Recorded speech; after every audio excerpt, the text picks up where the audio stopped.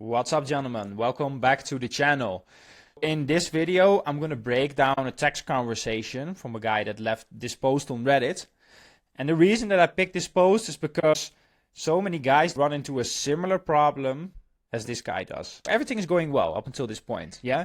Then you come towards the end of your text conversation and you want to set up plans with the girl, and then you lose it for some reason. And it's even more frustrating when you are not sure why it's that case. Why does she behave in the way that she does? That's why I will break this down for you guys, and at the end of this video I will give you a proper framework for you guys to follow, so that you will never have a situation like this. And especially because in this post he mentioned that he had a situation like this 4 times in the last month. They matched on a dating app. Yeah, they agreed to meet up. And the conversation after is basically he gives her his number. The fact that she wrote to him after he gave her his number shows that she is interested in him, because otherwise she wouldn't do it. Then the first thing that he writes is, "Hey, how is it going? Could you do something Wednesday?" And yeah, this is not, especially because you never want to ask for 2 questions in a row. Yeah, but also, could you do something Wednesday? It's kind of vague. Also what I usually do, build a little bit of rapport when you switch from the dating app to Instagram or to the number. Yeah, the moment that she reaches out to me, yeah, or she starts following me on Instagram, then I'm gonna write to her, and I'm gonna write to her, "Hey, what a coincidence that we found each other here." Yeah, I'm sarcastic and I'm just joking. Yeah, when I'm saying that, of course. The reason that you want to do that is because you switch the platform and you build more rapport by doing that. Then, because otherwise it would also look like you're just too eager for that date. "Could you do something Wednesday?" Then she says, "No, but I can do Thursday." This is why I tell guys, when it comes to setting up plans, first you want to seed the idea. They already agreed that they're going to meet up. Then the second thing is that you want to figure out what her schedule is, because if you're just going to propose a date to her, yeah, "Oh, let's do Thursday," or "Let's do Wednesday," and the moment she cannot do it, then your conversation is going in a downward spiral. Yeah, and that is exactly what happened here, because he say, "Let's do Wednesday." She cannot do it, but she proposes another date, and because he agrees straight away, "Hey, let's do this," it comes off too eager, and it comes off the guy doesn't have much going on, because now you have 2 days, 2 days in a week that you're supposedly free for just one girl. It just doesn't look good. Yeah, that's why you always want, first you seed the idea. Yeah, secondly you want to figure out what her schedule is, and then the third thing is that you propose concrete plans. Yeah, actually he did the right thing by waiting, because he gets no response because he asked what part of town she is in. I'm not sure why he's asking that. It shouldn't really matter, right? Because you're based on the dating app, you can see how many kilometers she is away from you. You should have your date. It doesn't matter how hot the girl is or what part of town she's from. You should always have your date close to where you live. That is the ideal scenario. What I do is I already have a handful of locations always ready that are close to where I live. Those locations, I always invite women to the same locations. That makes it only easier for you, that you also go to locations that are familiar to you and that are close to your place. Because let's say you're hitting it off well, but you're 10 miles away from your home. Then it's going to, even let's say you have to drive home, you're sitting there all the way, you build up all that tension throughout the date. Now you need to drive home. You're not making it easy on yourself, yeah? That's why that question, "Hey, what part of town are you from?" it's not really relevant. Yeah. What I do, when I see that a woman is a little bit far away, then I just ask it. I ask it prematurely. I ask it throughout the text conversation, that I already know roughly what part of town she's from. So that you're never going to have to ask it during the logistics part. Because if she's really too far, you shouldn't try to set up a date with her anyway. That's why I always make that clear that's why I ask that always in the beginning. Because sometimes you also get women that are hundreds of miles away. Yeah, they're just traveling, whatever the case may be. The moment that you ask them, "Hey, are you in the city? Yeah, or are you in this location whatsoever?" "No, but I will be at XYZ."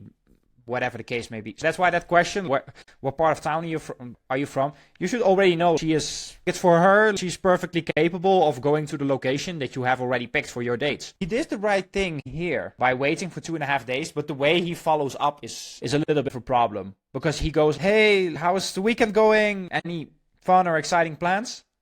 Like she just ignores you trying to set up plans with. What you want to do is you want to follow up with a waiting meme, anything playful or funny, to the fact that she didn't respond. She really just forgot, whatever the case may be. That's why I tell guys, never become butthurt when she responds very, very slowly. He gets no response, to that either. Yeah, then he gets that last text, the nail in the coffin, so to say, where he basically, he asks for her approval. Hey, do you still want to see each other?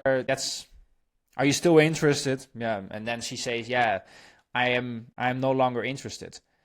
And then he asks, yeah, well, can I ask what happened or what changed? And yeah, you cannot recover from that. The moment the woman says, yeah, I'm no longer interested, like you just delete the conversation from your WhatsApp or your iMessage or your Instagram, whatever the case may be, and you just move on. He came off too eager here in multiple ways. That's basically why he keeps running into this problem, right? And it seems that his main problem is that he's not getting past the logistics part. Because if this happens to you 4 times in a month, imagine if all of those dates they went through, you go on a new date every week. So figuring out this stuff, it could be life-changing from him, literally. Let's come to the good part, right? For you to get a structure, yeah? That this stuff does not happen to you and that you're never fumbling around to you like, oh, what do I do? Like, how do I actually set up the logistics, get her on a date, that sort of thing. You follow these 3 steps. I already talked about them, yeah? Seed the idea, firstly. You seem cool. We should grab drinks together very soon. When she agrees to it, yeah, that sounds like a good idea. What is your schedule like? Yeah? What's your schedule like? What's your schedule like this week? Whatever the case may be. Yeah, I can do Wednesday, I can do Thursday, whatever the case may be. Yeah. Does that fit for you? Yeah. Then you're going to tell her, let's do that day. Yeah. Then the third thing is that you set up the concrete plans. Yeah. You set up where to meet, you set up the time, and you set up a day. And the moment that you do it that, everything becomes way, way easier for you.